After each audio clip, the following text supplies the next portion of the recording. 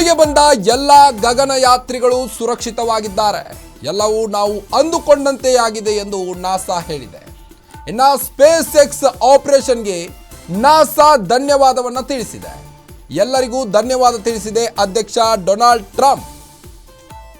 Elon Musk space X ಮತ್ತು ನಾಸಾಗೆ ಧನ್ಯವಾದಗಳನ್ನು ತಿಳಿಸಿದ್ದಾರೆ. ಎಲ್ಲ ಗಗನಯಾತ್ರಿಗಳು ಭೂಮಿಗೆ ಸೇಫ್ ಆಗಿ ಮರಳಿದ್ದಾರೆ. ಎಲ್ಲೋ ಒಂದು ಕಡೆ ನನಗೆ ಖುಷಿ ಆಗ್ತಾ ಇದೆ ಅನ್ನೋ ನಿಟ್ಟಿನಲ್ಲಿ ಮಾತನಾಡಿದ್ದಾರೆ ಟ್ರಂಪ್ ಅವರು. ನಾಸಾಗೆ ಧನ್ಯವಾದವನ್ನು ಹೇಳಿದ್ದಾರೆ. ಇನ್ನು 9 ತಿಂಗಳ ಬಳಿಕ ಭೂಮಿಗೆ ಲ್ಯಾಂಡ್ ಆದಂಥ ಸುನಿತಾ ವಿಲಿಯಮ್ಸ್ ಅವರಿಗೆ ಡೊನಾಲ್ಡ್ ಟ್ರಂಪ್ ಅವರು ಶ್ಲಾಘಿಸಿದ್ದಾರೆ.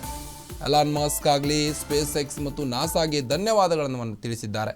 ಎಲ್ಲ ಗಗನಯಾತ್ರಿಗಳು ಭೂಮಿಗೆ ಸೇಫ್ ಆಗಿ ಮರಳಿದ್ದಕ್ಕೆ ನನಗೆ ಖುಷಿ ಆಗ್ತಾ ಇದೆ. ಕಾರ್ತಿಕ್, ಸುನಿತಾ ವಿಲಿಯಮ್ಸ್ ಇದ್ದ ಬಾಹ್ಯಾಕಾಶ ನೌಕೆ ಏನಿದೆ ಭೂಮಿ ಮೇಲೆ ಇಳಿಯದೆ ನೀರಿನ ಮೇಲೆ ಯಾಕೆ ಇಳಿತು ಅನ್ನೋದು ಎಷ್ಟೋ ಜನರ ಪ್ರಶ್ನೆ ಆಗಿದೆ. ಅದಕ್ಕೊಂದಷ್ಟು ಯಾಕೆ ಲ್ಯಾಂಡಿಂಗ್ ಆಯಿತು ಅನ್ನುವಂತಹ ಪ್ರಶ್ನೆಗೆ ನಾವು ಉತ್ತರ ಕೊಡುವಂತಹ ಕೆಲಸವನ್ನು ಮಾಡೋಣ. 9 ತಿಂಗಳು ಬಾಹ್ಯಾಕಾಶದಲ್ಲಿ ಕಳೆದ ನಂತರ ನಾಸಾದ ಗಗನಯಾತ್ರಿಗಳಾದ ಸುನಿತಾ ವಿಲಿಯಮ್ಸ್ ಮತ್ತು ಬ್ಯಾರಿ ಬುಚ್ ವಿಲ್ಮೋರ್ ಭೂಮಿಗೆ ವಾಪಸ್ ಮರಳಿದ್ದಾರೆ. ಸಾಕಷ್ಟು ಜನರು ಕೂಡ ಧನ್ಯವಾದಗಳನ್ನ ತಿಳಿಸ್ತಾ ಇದ್ದಾರೆ ನಾಸಾಗೆ.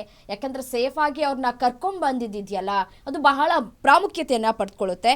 ಭೂಮಿಗೆ ಹಿಂತಿರುಗುವಾಗ ಬಾಹ್ಯಾಕಾಶ ನೌಕೆಯು ತುಂಬಾ ವೇಗದಲ್ಲಿರುತ್ತೆ. ಸೊ ಹಾಗಾಗಿ ಅದನ್ನು ನಿಧಾನಗೊಳಿಸೋದು ಅವಶ್ಯಕ. ಇನ್ ಕೇಸ್ ಏನಾದರೂ ಅದು ಭೂಮಿ ಮೇಲೆ ಇಳಿದಿತ್ತು ಅಂತಂದರೆ ಬ್ಲಾಸ್ಟ್ ಆಗುವ ಚಾನ್ಸಸ್ಗಳು ಅತಿ ಹೆಚ್ಚಾಗಿರುತ್ತೆ. ಸೊ ಹಾಗಾಗಿ ಸೇಫ್ ಝೋನನ್ನು ನೋಡಿಕೊಂಡು ಈ ಒಂದು ಕೆಲಸಕ್ಕೆ ಮುಂದಾಗಿರುವಂಥದ್ದು. ಒಂದು ಬಾಹ್ಯಾಕಾಶ ನೌಕೆ ಭೂಮಿಯ ವಾತಾವರಣ ಪ್ರವೇಶಿಸಿದಾಗ ಗಾಳಿಯ ಕಣಗಳೊಂದಿಗೆ ಘರ್ಷಣೆ ಉಂಟಾಗೋದ್ರಿಂದ ಬಾಹ್ಯಾಕಾಶ ನೌಕೆಯ ವೇಗ ಕಡಿಮೆ ಆಗ್ತಾ ಹೋಗುತ್ತೆ. ಈ ಪ್ರಕ್ರಿಯೆಯಲ್ಲಿ ಚಲನಶಕ್ತಿಯು ಕೂಡ ಶಾಖವಾಗಿ ಪರಿವರ್ತನೆಯನ್ನು ಪಡೆದುಕೊಳ್ತಾ ಹೋಗುತ್ತೆ.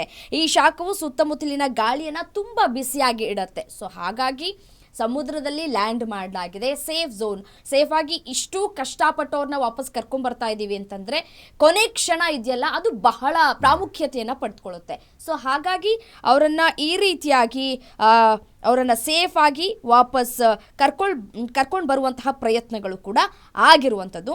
ಮತ್ತೊಂದು ಕಡೆ ಅಸಲಿ ಕಾರಣ ಅಂತ ನಾವು ನೋಡ್ತಾ ಹೋಗೋದಾದರೆ ಸ್ಪ್ಲಾಶ್ ಡೌನ್ ಸಮಯದಲ್ಲಿ ಬಾಹ್ಯಾಕಾಶ ನೌಕೆ ಸುರಕ್ಷಿತ ವೇಗವನ್ನು ತಲುಪೋದಕ್ಕೆ ಸಾಕಷ್ಟು ಸಮಯನ ಒಂದು ಕಡೆ ಪಡೆದುಕೊಳ್ಳೋದಿಲ್ಲ.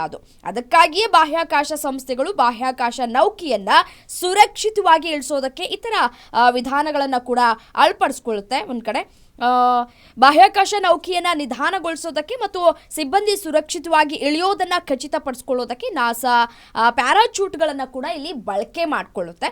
ಓರಿಯನ್ ಬಾಹ್ಯಾಕಾಶ ನೌಕೆಯ ಪ್ಯಾರಾಚೂಟ್ ವ್ಯವಸ್ಥೆಯು 11 ಪ್ಯಾರಾಚೂಟ್ಗಳನ್ನು ಕೂಡ ಹೊಂದಿದೆ. ಸೊ ಹಾಗಾಗಿ ಸೇಫ್ ಆಗಿ ಕರ್ಕೊಂಡು ಬರೋದು ಬಹಳ ಪ್ರಾಮುಖ್ಯತೆಯನ್ನು ಕೂಡ ಪಡೆದುಕೊಂಡಿತ್ತು. ಸೊ ಸೇಫ್ ಆಗಿ ಬಂದಿದ್ದಾರೆ. ಒಂದು ಕಡೆ ಭಾರತೀಯರು ಕೂಡ ಖುಷಿಯನ್ನು ವ್ಯಕ್ತಪಡಿಸ್ತಾ ಇದ್ದಾರೆ.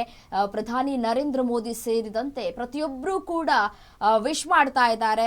ವಾಪಸ್ ಸೇಫ್ ಆಗಿ ಬಂದಿದ್ದಕ್ಕೆ ಹರ್ಷವನ್ನು ಕೂಡ ವ್ಯಕ್ತಪಡಿಸ್ತಾ ಇದ್ದಾರೆ.